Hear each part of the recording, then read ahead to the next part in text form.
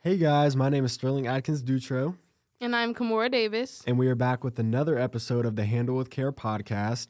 Today, our special guest is Amy Gauvin, who is a Family Services Liaison in Trewyn K8. Thank you for being here. How are you doing today? Good, thank you. Good. All right.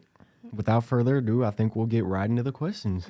What motivates you to go above and beyond for your students? The first thing that I think of is when I was a student myself and I was going through some bullying incidents when I was younger, and the school guidance counselor kind of took me under her wing and came up with a different plan, and that wasn't going to the after-school program for me because that's where my trauma was happening. So she made arrangements with another family that was home after school, and their daughter was in my class, and it just kind of worked out. So I would go to her house every day after school, and we're still best friends, and that's been since I was in second grade. It's just been a big deal in my life to have somewhere safe to go. Oh, that's awesome. Yes. What do you do in your position as an FSL? I connect our students and our families to different supports throughout the district or in the community. Biggest things I do at Trewyn is be there for my kids. You know, I learn about them the best that I can in the day-to-day, and it's a quick, hi, how you doing, or what are you doing this weekend?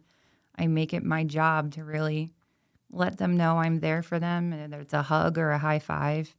I love my nickname there, and I got that from the school secretary. She calls me the universal hug. Oh, that's awesome. That's nice. It's nice because it's not just the kids that I'm there for. I also have to support the adults. So it's hard on everybody in the school, not just the kids. If you help the adults too, that trickles down. Yeah. I think that's important to recognize. I'm glad you brought that up. You mentioned previously that you were provided support, through staff of your previous school. How do you provide support for your students? I have always approached things as the glass is half full. And with my kids and my own life, it's always smile first, because that translates over to other people as well. When you smile, they feel comfortable. Just seeing a friendly face every day, you just build up to that comfort, you build up to that trust, and I just think that makes you seem more approachable. What qualities would you recommend other staff to have when supporting students? Patience. Patience is a Yes. virtue. Patience is definitely a virtue when it comes to anybody that you're working with in a building, and that's the adults too. The kids, if you're patient for them, that gives them the safety that they need to build trust and eventually lead to maybe what they need help with.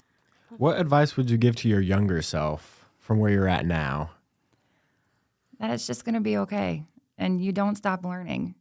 You're going to tackle things. You're going to make it. It's, stuff happens that we don't expect. Trauma happens throughout a variety of points in your life, not just at one point, and you don't know when it's coming. But I think the biggest thing is that you have somebody you can lean on beside yourself, and just realize you're going to be okay. I think it's important for everyone to have at least one person on their shoulders supporting them no matter what. Yes. You need somebody else just to even tell you it's going to be okay. You get knocked down, and you do need other people around you, but you have to rely on yourself first. Exactly. From your perspective, how have times changed from when you were a kid till now? A lot of technology. I would say that technology has made it easier to almost feel isolated with your mental health. You're not around people like you used to be. You are around them in a different sense, but it's online, and I think that way you can kind of almost be dishonest, and it's easier to say, I'm okay. It's easier to type out, or it's easier to post something happy instead of admit what is going on. Exactly. And when you're with somebody, you can sense it. You can feel that they might not be okay. You can hear it in their voice, or you can see it in their body. So I think we approach things differently. When somebody says they're okay online, they're okay online. Exactly. But if you're sitting next to them and you said you're okay, and I can tell you're about to cry, I know you're obviously not okay. On social media, you have to choose to interpret it a certain way, Yeah. but in person, the signs are so much easier to tell. Was there a specific teacher or support staff that impacted your life significantly when you were in school? My elementary school years were equally terrible and equally amazing. When I was going through the bullying incident when I was in second grade, I was also new to the school. I relied on a lot of staff comfort at the time because I didn't have those friendships built yet. All of my teachers that I had second grade, third grade, fourth grade, fifth grade, they all had that TLC loving approach. You know, they were there with a warm smile or their demeanor was calm. They just made school a safe place to be. And eventually, yes, I built friendships. But one of the things about my personality, I think, is that I was always drawn to the adult relationships for security and for safety. Is there anything you would have done differently or wished would have gone differently growing up? I honestly can't say I would wish anything was different. It seemed almost easier than it does now. Mm-hmm. Nobody was capturing you on camera.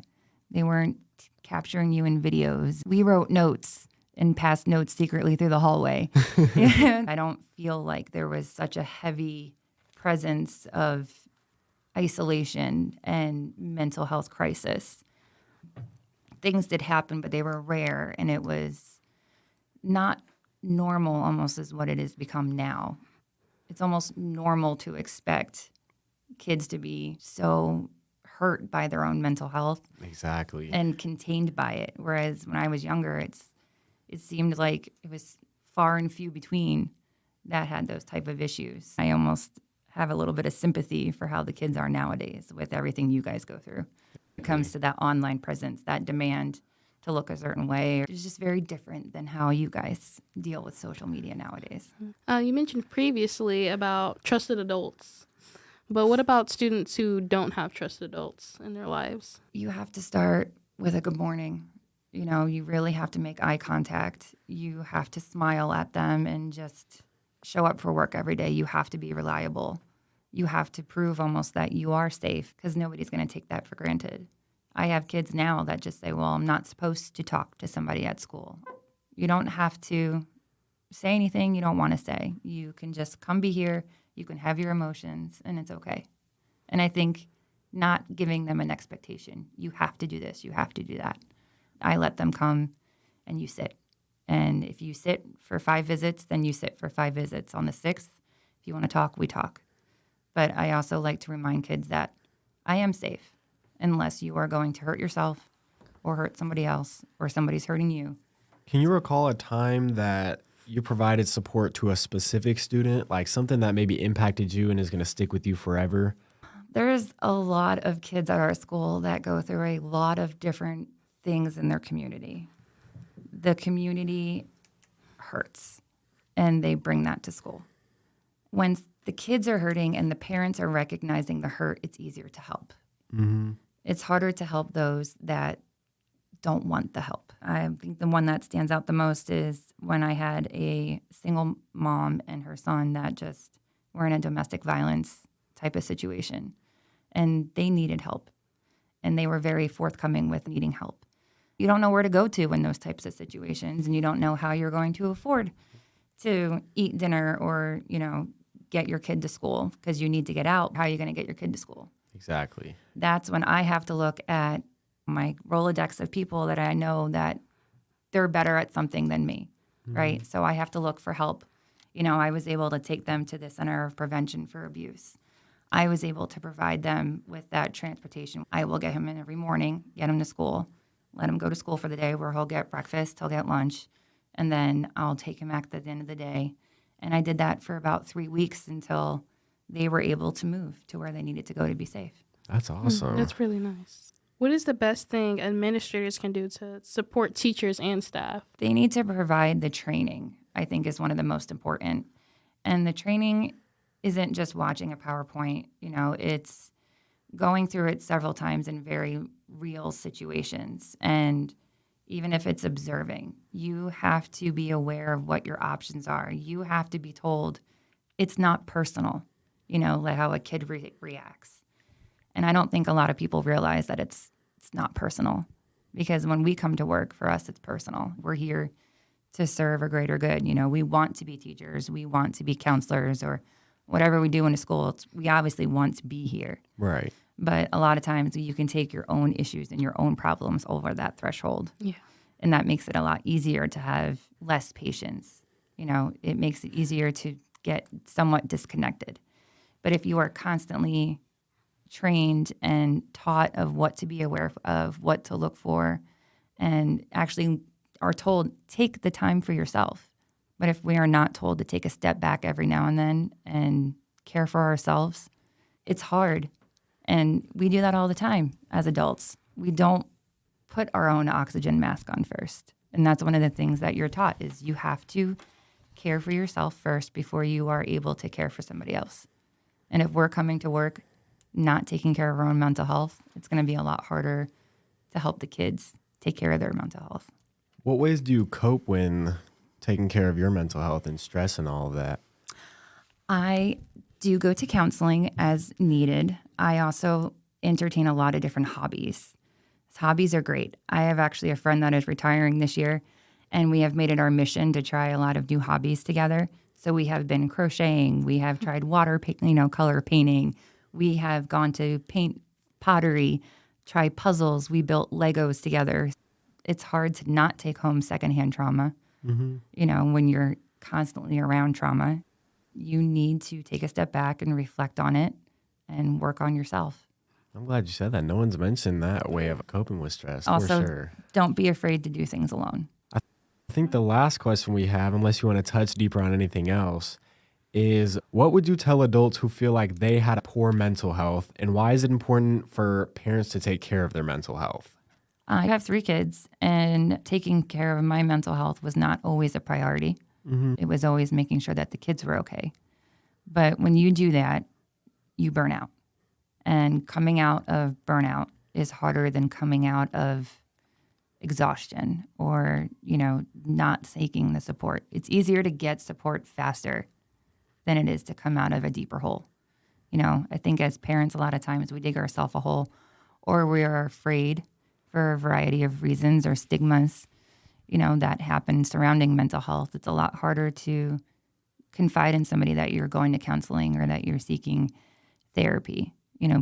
People almost look at that a little differently. But there comes a point when you have to do something in order to be a better parent, in order to be better at your job. You have to look for support elsewhere.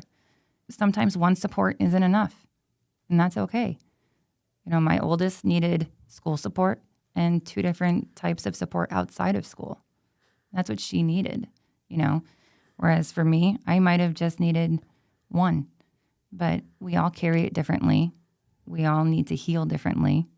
I think the biggest thing is realizing that's okay. Counseling is okay. Therapy is okay. When somebody is really hurt hard by their mental health, it's like you're doing that alone. Mm-hmm. You don't get that support package. You don't have that rally around you like you would if you had something else.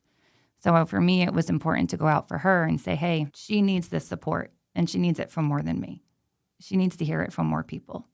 I'm so grateful for my friends and my family because they really rallied around her for college. We wrote letters and stuck $5 gift cards in there and just said, hey, it's okay to feel lonely today if you haven't made a friend yet. It's okay to maybe not do well on your first exam. Like all of these little things. And I think it's important for people to acknowledge that and to be around you for all those different moments. You need the support just as much as somebody else who is sick with something that you can see. Exactly. I think one of my biggest takeaways from everything you just mentioned is that as an adult, it's okay not to be okay, and it's definitely okay to go seek support. Yes. I have that on a Post-it on the box of tissues in my room. Oh, do you? Yes. Oh, awesome. It is okay to not be okay. You guys are doing a great job, with this podcast and looking into this type of stuff because the more mental health is talked about, the more trauma is talked about, the less isolated people will feel. And people might be scared to come out of their cells, so we want to help them know that it's okay to speak out. And that is not a small undertaking, so congratulations to you guys. Thank you. Thank you. You're welcome. Thank you for listening to the Handle with Care podcast. We hope this episode gave you a better understanding on what students and staff may be going through and ways to support them. Remember, you never know what the person next to you is going through. If this episode resonates with you and you need resources but aren't sure where to find them, they are located at the same page of the podcast.